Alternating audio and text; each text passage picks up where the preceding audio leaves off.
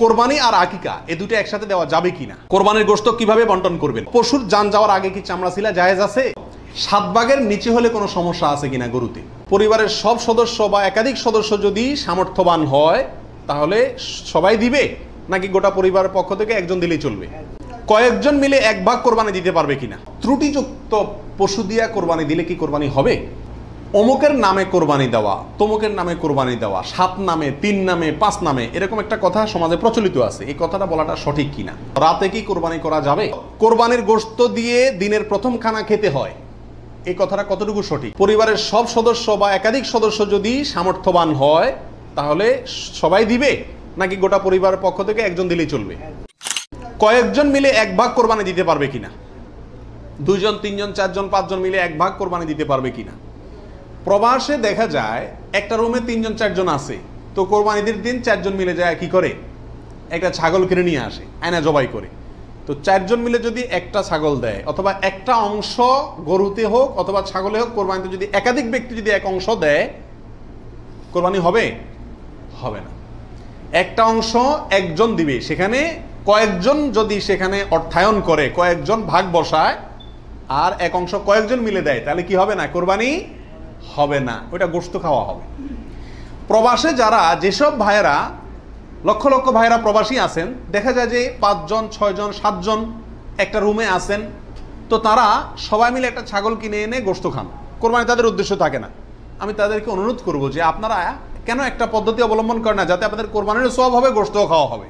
সেটা হলো এই, আপনাদের 6 জনের মধ্যে সবাই টাকাটা একজনকে মালিক বানায় দেন, যে ভাই আপনি সিনিয়র মানুষ বা আপনি বড় ভাই, আপনাকে আমরা সবাই মিলে 100 করে 500 রিয়াল দিলাম, আপনি এই টাকা দিয়ে একটা ছাগল আয়না কোরবানি করেন। উনি ওনার জন্যই কোরবানি করলো, আপনারা সবাই টাকাটা দিলেন, তাহলে আপনারা যে সহায়তা করলেন সব পেলেন কি পেলেন না, আর ওনার কোরবানিটাও হয়ে গেল, গোশতও খাওয়া হয়ে গেল, একসাথে সবগুলা পাখি এক ডিলে মারা গেল।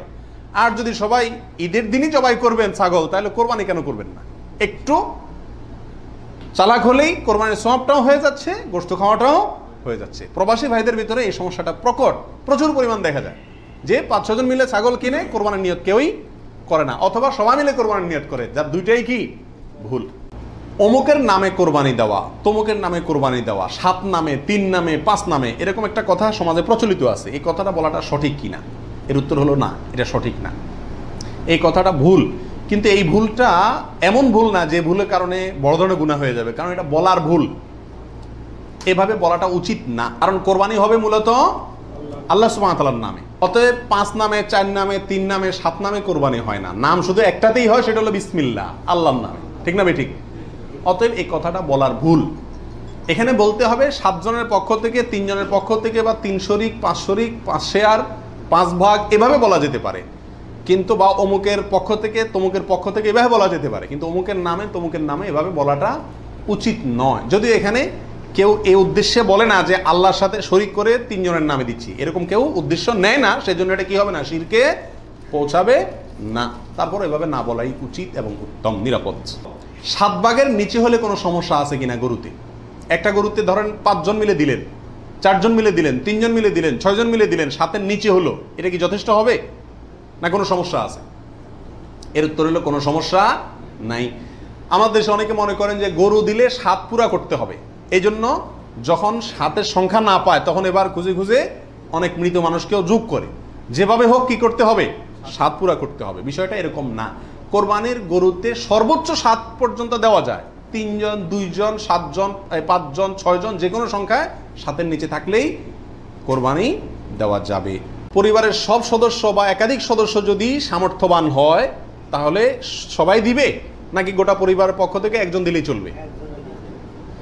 নবী আলাইহিস সালাম থেকে এক্ষেত্রে একটা হাদিস বর্ণিত হয়েছে, যেটা একটু আগে আপনাদেরকে শুরুতে আমি শুনেছি, মুসনাদ আহমদে বর্ণিত হয়েছে এবং আরও অনেক হাদিসের কিতাবে কাছাকাছি হাদিস বর্ণিত হয়েছে। নবী আলাইহিস সালাম বলেছেন যে প্রত্যেক পরিবারের উপরে একটি কোরবানি জরুরি, প্রত্যেক পরিবারের উপরে উযহিয়াতুন, একটি কোরবানি জরুরি, আলা কুল্লি আহলি বাইতিন, এই ধরনের শব্দ তিনি ব্যবহার করেছেন, প্রত্যেক পরিবারের উপরে। এই হাদিস থেকে বোঝা যায় কোরবানি এটা এক পরিবারে একাধিক সদস্য যদি হয় সামর্থ্যবান, তথাপি যিনি মূল কর্তা তিনি দিলেন তাহলে সবার পক্ষ থেকে হয়ে যাবে।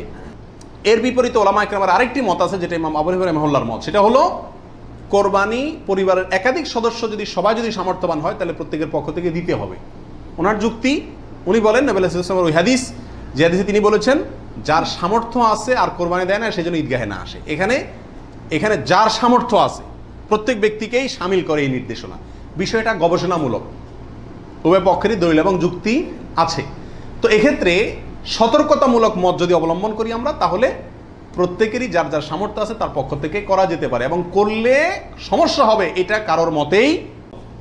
কোরবানির গোশত কিভাবে বন্টন করবেন, কয় ভাগ করবেন, এর উত্তর হলো কোরবানির পশু 3 ভাগে বন্টন করা ওলামা একরাম মুস্তাহাব বলেছেন, কিন্তু কোনো হাদিসে এর ক্ষেত্রে আলাদা করে এভাবে নির্দেশ করা হয় যে 3 ভাগে করতে হবে। আল্লাহ কোরআনে বলছেন যে ফাকুলু মিনহু, তোমরা কোরবানির পশু থেকে নিজেরা খাও, ওয়া আতইমু আল কানিআ ওয়াল মুতাররা, ধনী গরিব সবাইকে দাও। তাহলে ধনী গরিব 2 ভাগকে দাও, আবার নিজে খাও, 3টাই হয়ে গেল। এখানে আয়াত থেকে 3 ভাগ মোটামুটি এভাবে ইঙ্গিতে বোঝা যাচ্ছে, কিন্তু এটা কোনো জরুরি কিছু না।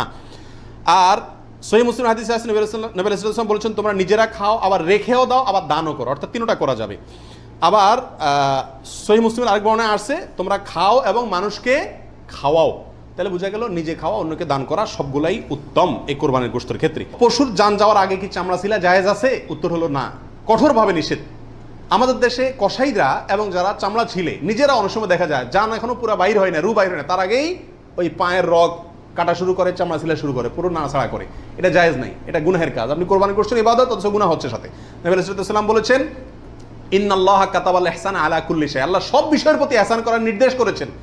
অতএব ফাইদা কাতালতুম ফাআহসিনুল কিতলাতা ওয়া ইযা যাবাহতুম ফাআহসিনুজ যাবিহাতা, তোমরা যখন কোনো পশুকে জবাই করবে তখন ওই পশুর প্রতি রহম করিও, ভালো করে ধারটা দিয়ে নিবে। নবী সাল্লাল্লাহু আলাইহি ওয়াসাল্লাম বলছেন যাতে করে তার রূহ বের হইতে কষ্ট না হয়। সেখানে জীবিত অবস্থায় এখনো মরে নাই, আপনি চামড়া ছিলা শুরু করে দিলেন, এটা খুবই অন্যায় এবং জুলুম। কোনো পশু কষাই যদি করে তাকে থামাই দিবেন যে রূহ যেতে দাও, তারপরে হাত দাও।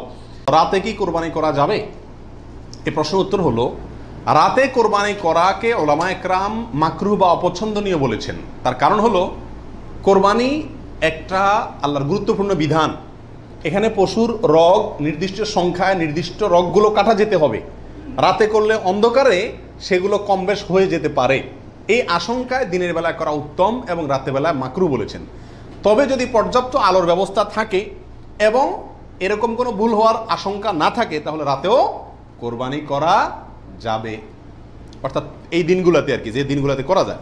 কোরবানি আর আকিকা এ দুটো একসাথে দেওয়া যাবে কিনা, এটা কমন প্রশ্ন আমাদের সমাজে। এর উত্তর হলো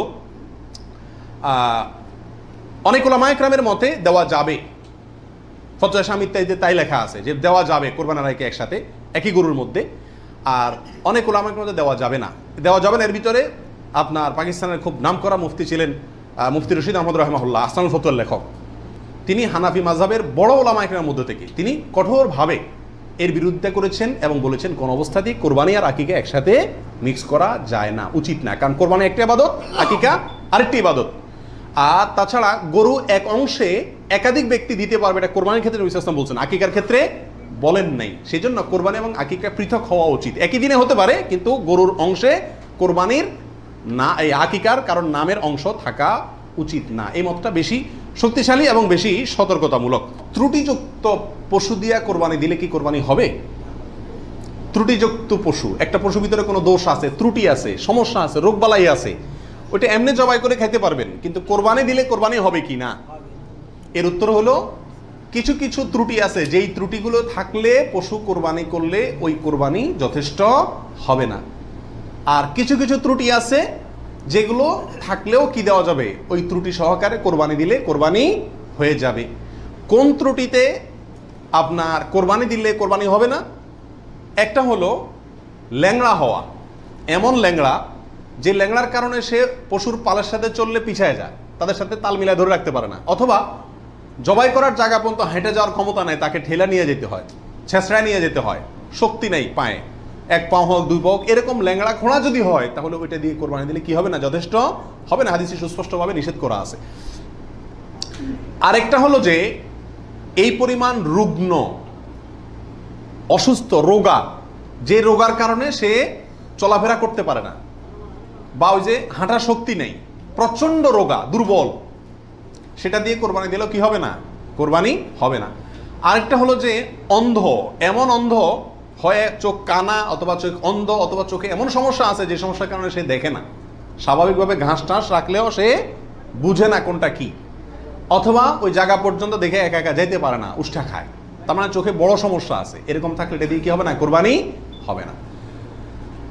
একটা শিং অথবা দুইটা শিং গোড়া থেকে উঠে গেছে, একেবারে গোড়া সহ উঠে গেছে, এরকম যদি হয় ওইটা দিয়ে কোরবানি দিলেও কোরবানি হবে না। তবে যদি সামান্য হয়, সামান্য কান কাটা, সামান্য শিং ভাঙা, সামান্য একটু পায়ে সমস্যা, সামান্য একটু অসুখ বিসুখ আছে, এরকম যদি হয় সেগুলো দিয়ে কোরবানি দিলে কি হবে? কোরবানি হয়ে যাবে। অর্থাৎ ত্রুটি যদি ছোট হয় সমস্যা নাই, বড় ত্রুটি যদি হয় তার কারণে কি হবে না? ওই পশু দিয়ে কোরবানি দিলে কোরবানি যথেষ্ট হবে না। কোরবানির গোশত দিয়ে দিনের প্রথম খানা খেতে হয়, এই কথাটা কতটুকু সঠিক? উত্তর হলো পুরাই সঠিক। রাসূল আকরাম সাল্লাল্লাহু আলাইহি সাল্লাম থেকে বর্ণিত হয়েছে যে তিনি ঈদুল আজহাতে, ঈদুল ফিতরের ব্যতিক্রম করতেন। ঈদুল ফিতরে কিছু একটা মিষ্টি খেয়ে, খেজুর টেজুর খেয়ে তারপরে ঈদগাহে যেতেন, আর ঈদুল আজহাতে সারাদিন কিছু খেতেন না, কোরবানির পশুর গোশত দিয়ে প্রথম খানা খেতেন দিনের। অতএব আপনি গরু দেন, ছাগল দেন, যেটা দিয়ে কোরবানি করেন, দিনের প্রথম খানা কি দিয়ে হওয়া উত্তম? ওই গোশত দিয়ে হওয়া উচিত। গোশতটা তো আল্লাহকে দিয়ে দিয়েছেন, আল্লাহর নামে জবাই করছেন, আল্লাহ আপনাকে হাদিয়া দিয়েছেন, এই জন্য আল্লাহর হাদিয়ার আগে একটু পেটটা খালি রাখেন, আকর্ষণ করে খান, তাহলে ইনশাআল্লাহ সেটা আপনার জন্য আপনার